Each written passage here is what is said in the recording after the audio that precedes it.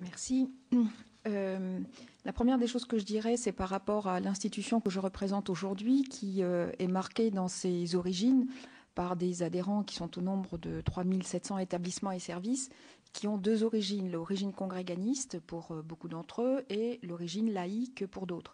Pour autant, le mouvement représente sa neutralité, sa laïcité, le respect bien évidemment des origines et des opinions philosophiques, tout en étant dans cette question du droit fil, bien évidemment de la laïcité et des valeurs de la République. Je pense que c'est important aussi régulièrement qu'on puisse se le rappeler entre soi.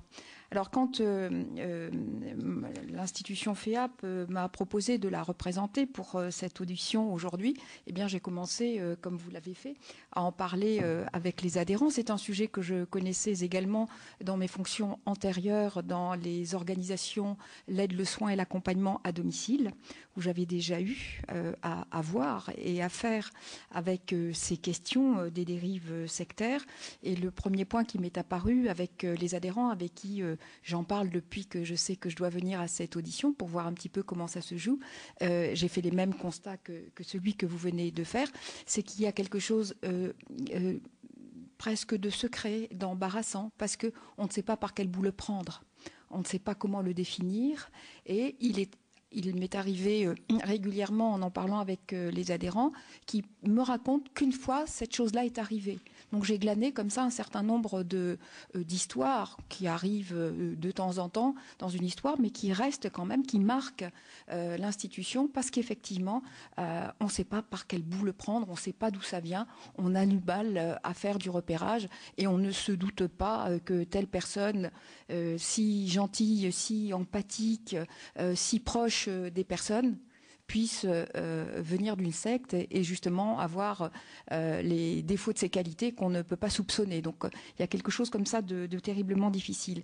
La deuxième des choses, c'est qu'effectivement, plus les personnes sont fragiles, donc par voie de et isolées, donc par voie de conséquent vulnérables, je pense que là, il y a un point d'attention majeur, qui est qu'aujourd'hui, on a une société où la vulnérabilité devient un état des populations, et plus les personnes sont fragiles et vulnérables, c'est-à-dire peuvent arriver sous l'emprise de quelqu'un, et plus effectivement on a une société qui aujourd'hui est une société très probablement à haut risque dans une circonstance où il y a énormément de vulnérabilité. Alors au niveau des établissements de santé, je me suis rendu compte qu'il y avait deux sujets qui étaient difficiles. Le premier, c'est du point de vue des personnes, des usagers, et de la difficulté pour les équipes soignantes, les équipes d'accompagnement, d'avoir affaire à des personnes qui refusent des soins, qui refusent certains soins, qui refusent que leurs enfants aient accès à tel type de réponse. Et là, ce qui est extrêmement difficile pour les équipes, ça met dans des dilemmes. Et ce dilemme, heureusement d'ailleurs qu'il y a dilemme et qu'on peut en parler, ce dilemme, il est fait de la difficulté de comprendre ce qui est à l'origine de ces demandes et qui, du coup, met les équipes soignantes dans une réelle difficulté, à la fois avec le souci de respecter les personnes et leurs croyances et leur volonté et leurs attentes et leurs désirs, comme c'est aussi la règle dans les institutions de soins, et à la fois en se doutant qu'il y a quelque chose qui peut-être va à l'encontre de la mission du soin. Et ça, c'est un sujet que j'ai pu rencontrer avec cette question du dilemme professionnel qui, quand il surgit, est une bonne chose, puisque du coup, il peut s'exprimer, s'exposer et éventuellement se discuter, y compris dans des réunions, des groupes de réflexion sur les questions éthiques. En tout cas, il y a ce sujet-là. Le deuxième sujet, il est par rapport au personnel et à la possibilité qu'il puisse y avoir des infiltrations de personnel d'origine sectaire dans des établissements de soins. Et là, j'ai réfléchi et j'ai travaillé un petit peu avec les organisations en regardant un petit peu d'où les choses peuvent venir. Alors, il y a une chose à laquelle je n'avais pas pensé initialement, mais qui m'a été rapportée et que j'ai creusé un petit peu. Il y a aujourd'hui, par rapport à la question des autorisations, il y a une procédure qu'on appelle l'appel à projet. Et les gens disent, dans l'absence de rencontre initiale avec les autorités compétentes rend les choses plus difficiles et peut permettre, ici où là on m'a raconté des histoires, peut permettre qu'effectivement l'absence de rencontre initiale, de travail collectif fasse que la réponse à l'appel à projet puisse effectivement ne pas donner à voir quelque chose qui pourrait en tout cas rendre les gens plus vigilants dans le cadre de la mise en œuvre de projets par la question de la rencontre. Le deuxième point que j'ai vérifié moi-même et qui m'a été rapporté, que vous avez également évoqué, c'est la question de la formation. Aujourd'hui, je dirais que n'importe qui peut déposer une demande d'organisme de formation, il n'y aura pas de problème puisqu'il n'y a aucun contrôle préalable en amont.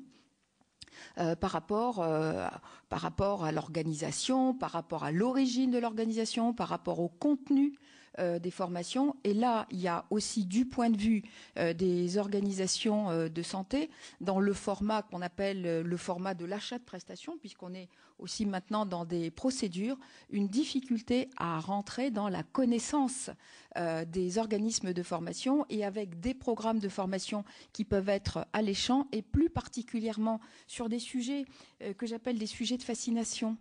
Et j'ai regardé, il y a quelque chose autour des questions de la fin de vie, autour des questions du cancer, autour de ces questions, un creuset de possibilités de gens qui peuvent s'immiscer dans ce type de dérive.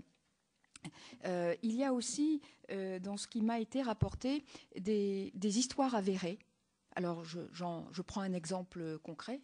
Dans une organisation d'hospitalisation à domicile, une cadre responsable, justement faisant partie de ces personnes particulièrement bonnes soignantes, empathiques avec les personnes. Il s'est avéré qu'une personne est sortie de l'institution hospitalisation à domicile et que par hasard, l'organisation s'est rendue compte que cette soignante, bien évidemment en dehors des heures de travail, s'occupait de cette personne avec d'autres personnes qui venaient chez elle, avec des lavages de pieds, des incantations, etc. Elle était elle-même dans une situation de vulnérabilité très importante. Et là, les gens sont complètement manque de moyens.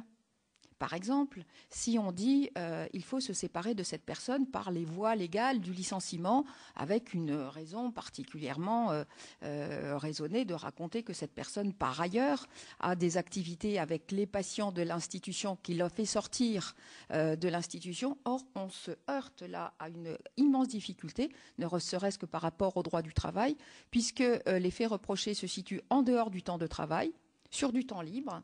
Et du coup, les organisations se trouvent en but, et là, les renseignements sont extrêmement difficiles à trouver. L'information est vraiment très difficile à trouver pour dire je ne peux pas continuer à avoir un lien de travail avec ce salarié qui... Alors, il y a de la déloyauté parce qu'on fait sortir les gens de l'institution et on les soigne à côté, mais qui, à première vue, vient d'une organisation sectaire, fait rentrer des personnes extérieures au service chez cette dame, etc. Et là, il y a un arsenal juridique qui est extrêmement difficile, que je voulais également soulever aujourd'hui pour dire qu'il y a là des difficultés probablement à regarder. Et du coup, du point de vue des organisations et des associations que je représente, une difficulté à savoir un petit peu de quel côté on va prendre les choses.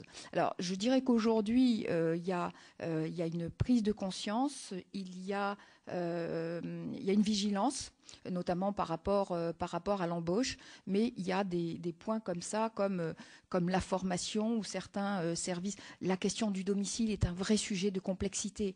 On voit beaucoup moins bien ce qui se passe à domicile que ce qui se passe à l'hôpital parce qu'il n'y a plus de changement de soignants.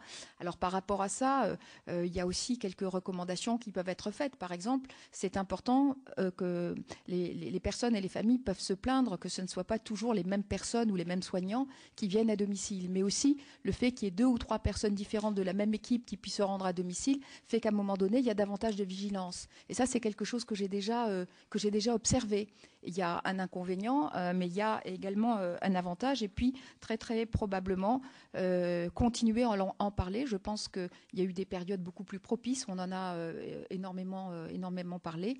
Il y a des périodes moins propices. Et le dernier sujet que je voulais aborder, c'est aussi la vulnérabilité des intervenants professionnels eux-mêmes. en tout cas pour les niveaux de qualification les plus bas, par voie de conséquent les rémunérations les moins importantes, voire les temps partiels, qui là aussi constituent des personnels qui sont aussi des personnels fragiles et qui, par leur fragilité, peuvent plus facilement que d'autres personnes pouvoir affaire à des mouvements sectaires et être, je dirais, dans des zones d'influence et d'infiltration qui peuvent être tout à fait dangereuses. En tout cas, je m'arrêterai là pour mon premier exposé.